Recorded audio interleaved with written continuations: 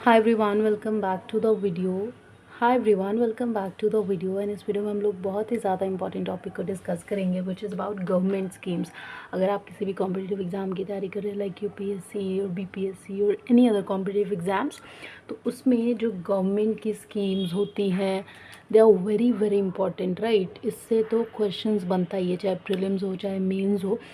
And also as a, जैसे कि मैं हर वीडियो में बोलती हूँ, as a citizen of our country हमें इन चीज़ों का, स्कीम्स का, पॉलिसीज़ का, बिल का, एक्ट का, रूल्स एंड रेगुलेशन, इन सब चीज़ों के बारे में जनरल नॉलेज तो होनी ही चाहिए, राइट। अब हम इंडिया में रहते हैं, इंडिया का खाते हैं और इंडिया में प्रोटेक्शन मिलती है हमें, और हमें बेसिक चीज़ ही नहीं पता कि हमारी गवर्नमेंट कौन सी है, वो हमारे लिए क्या स्कीम्स ला रही है, हमारे लिए क्या अच्छा कर रही है, हमारे लिए क्या बुरा कर रही है, क्या डेमोक्रेटिक फॉर्म ऑफ गवर्नमेंट का रूल वो सही से निभा रही है कि नहीं। तो इन सब चीज़ों का ध्यान रखना as a citizen of India हमारी ही जिम्मेवारी है, right. So this topic is really really important. What is government scheme? Government का स्कीम तो मतलब it's a very very important topic to fetch your marks in your exam.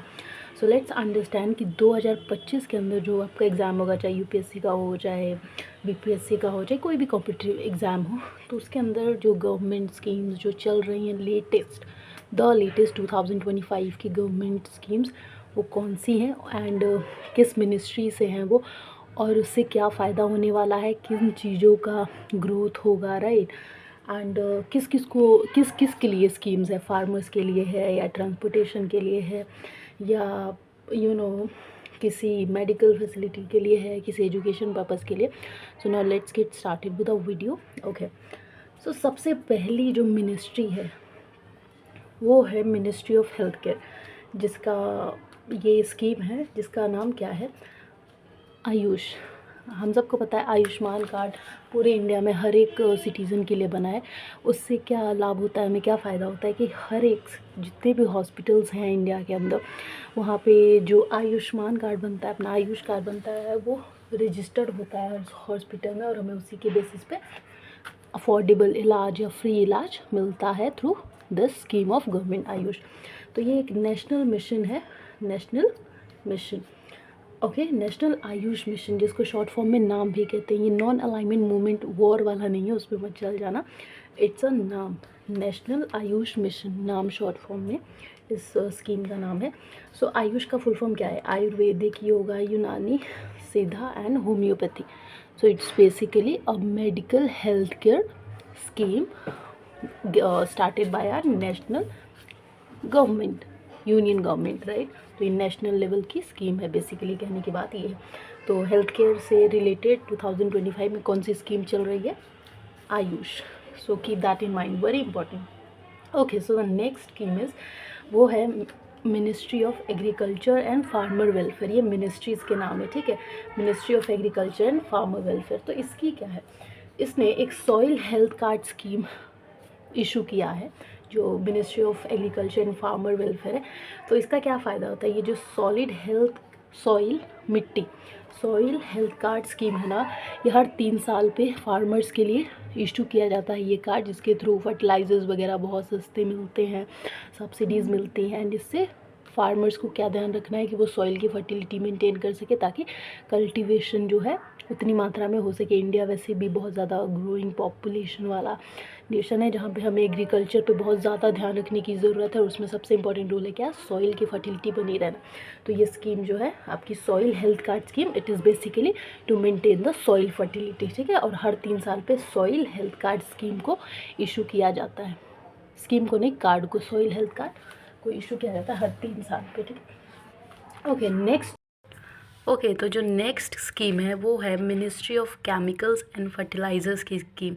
और ये scheme क्या है? Nutrient based subsidy scheme. तो जो ministry of chemical and fertiliser है वो प्लान कर रही है इस स्कीम के ज़रिए कि वो फार्मर्स को सब्सिडी दे। तो ये न्यूट्रिशन बेस्ड है बेसिकली, जिसमें नाइट्रोजन, फॉस्फोरस, पोटैश, सल्फ़र, इन सब न्यूट्रिशन का यूज़ होने वाला है, राइट। इसके अलावा जो नेक्स्ट स्कीम है वो है मिनिस्ट्री ऑफ एजुकेशन का। मिनिस्ट्री ऑफ एजुकेशन की स्कीम क्या है? पीएम उषा, प्रधानमंत्री उच्चार शिक्षा अभियान। इसमें जाहिर सी बात है कि ध्यान दिया जाएगा कि नेशनल लेवल पे जेंडर इक्वालिटी एजुकेशन हो और हर इंसान को अफोर्डेबल एजुकेशन मिल सके, हर कोई शिक्षा का लाभ उठा सके और इंडिया पढ़े। कहते हैं ना, पढ़ेगा इंडिया तभी तो आगे बढ़ेगा इंडिया। तो इसके अलावा जो नेक्स्ट है अपना मिनिस्ट्री ऑफ डिफेंस की स्कीम है। मिनिस्ट्री ऑफ डिफेंस की स्कीम क्या कहती है? अदिति। अदिति का फुल फॉर्म क्या है? Acing development of innovative technology with iDEX. तो मिनिस्ट्री ऑफ डिफेंस अब ये प्लानिंग कर रही है कि हम जितने भी अपने वेपन्स है या कोई भी टेक्नोलॉजी है, ये सब इंडिया में खुद ही बने, ताकि हमें दूसरी कंट्री से इंपोर्ट करने की ज़रूरत आवश्यकता ना पड़े। और मिनिस्ट्री ऑफ डिफेंस का इस स्कीम के ज़रिए ये भी है कि इंडिया सेल्फ रिलायंस हो जाए और डिपेंडेंस इसकी कम हो जाए बाकी किसी भी कंट्री के ऊपर, राइट। सो नेक्स्ट जो मिनिस्ट्री है, ministry of heavy industry. Ministry of heavy industry क्या काम करना चाहती है? EMPS, electric mobility promotion scheme. अब जैसे हम देख रहे हैं इलेक्ट्रिक व्हीकल सबसे बड़ा एग्जांपल है। तो ये जो हैवी इंडस्ट्री है, मिनिस्ट्री ऑफ हैवी इंडस्ट्रीज़ का यही मेन मुद्दा है कि जो व्हीकल्स वगैरह इस चीज़ का ध्यान दिया जाए। इससे क्या फ़ायदा होगा? पेट्रोल वगैरह भी बचेगा, डीजल बचेगा और सबसे मेन पॉल्यूशन कम होगा। तो 2 व्हीलर को E2W और 3 व्हीलर को E3W, इन दोनों को बहुत ज़्यादा प्रमोट किया जा रहा है। E3W मतलब ऑटो वगैरह, राइट। और एक और है हैवी इंडस्ट्री मिनिस्ट्री का स्कीम, PLI। ये तो एक अपना टॉपिक है जिसके बारे में UPSC पूछती है, प्रोडक्शन लिंक्ड इंसेंटिव। और ये ऑटोमोबाइल्स और ऑटो कंपोनेंट इंडस्ट्री से रिलेटेड है। सो इसका पूरा शॉर्ट फॉर्म क्या हुआ? PLI, auto component industry. और इसका काम क्या है? ग्लोबल ऑटोमेटिव ट्रेड, उसको बढ़ाना ताकि इम्पोर्ट घट सके, ठीक है। इंपोर्ट हमें कम करना है, इंडिया सेल्फ रिलायंस बनना चाहता है, सेल्फ सफिशिएंट बनना चाहता है। ये मेनली गवर्नमेंट जो स्कीम्स ला रही है उसका मुद्दा है। Next ministry of fisheries, dairying and क्या, तो ये क्या ला रही है अपनी जो मिनिस्ट्री ऑफ फिशरी डेयरिंग है? प्रधानमंत्री मत्स्य किसान समृद्धि योजना।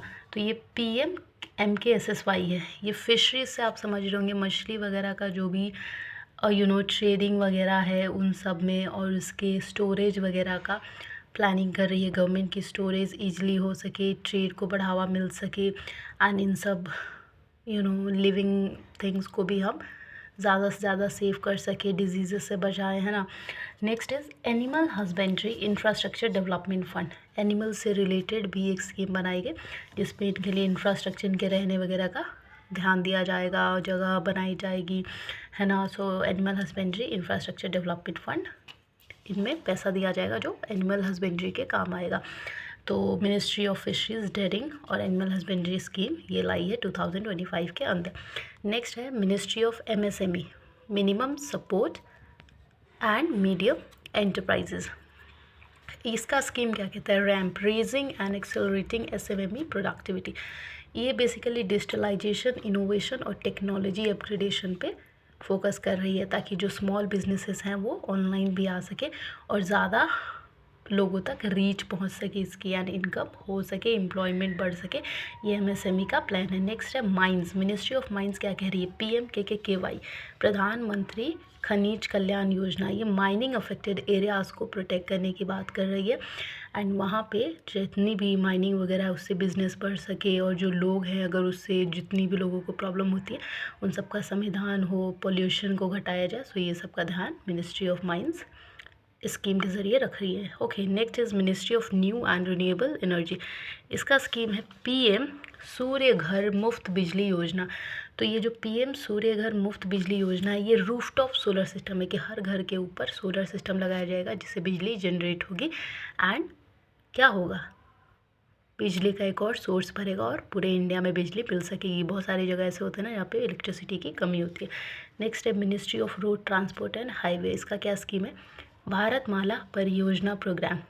इसमें ये क्या कहती है कि एक्सप्रेसवे, इकोनॉमिक कॉरिडोर्स, हाईवेज़ वगैरह को हम और अच्छा और पीपल फ्रेंडली बना रहे हैं। नेक्स्ट है ministry of statistics and programme implementation. तो ये कह रही है member of parliament local area development scheme लेके आई है। तो जितने भी मेंबर ऑफ पार्लियामेंट के मेंबर है, हर एक इलाके के लिए 5 करोड़ उनको दिया जाएगा, और वो अपने इलाके, अपने लोकल एरिया में डेवलपमेंट का काम करेंगे, लोगों के लिए, जनता के लिए, और इंडिया को ग्रो करेंगे, जाहिर सी बात है। Next ministry of tribal affair. ये मिनिस्ट्री क्या लाई है? प्रधानमंत्री जनजाति आदिवासी न्याय महाअभियान, ठीक है। तो ये जो भी अपने ट्राइबल्स लोग हैं उनके लिए, जैसे SC ST बैकवर्ड क्लास है, उनके लिए एक प्रधानमंत्री द्वारा जनजाति आदिवासी न्याय महाअभियान, उनको भी न्याय मिले, जस्टिस मिल सके, उनके साथ कोई भी अनटचेबिलिटी वगैरह प्रैक्टिस ना करे, कोई अलग से उनको सोसाइटी इन्फीरियॉरिटी ना फील हो, इन सबको ध्यान रखने के लिए ट्राइबल अफेयर्स लाया गया, ताकि वो भी सबके बराबरी कर सके, उनका डेवलपमेंट हो, जस्टिस मिले। नेक्स्ट है मिनिस्ट्री ऑफ फ्लैगशिप स्कीम। तो इनका क्या है, PM गति शक्ति national master plan NMP for multi modal connectivity.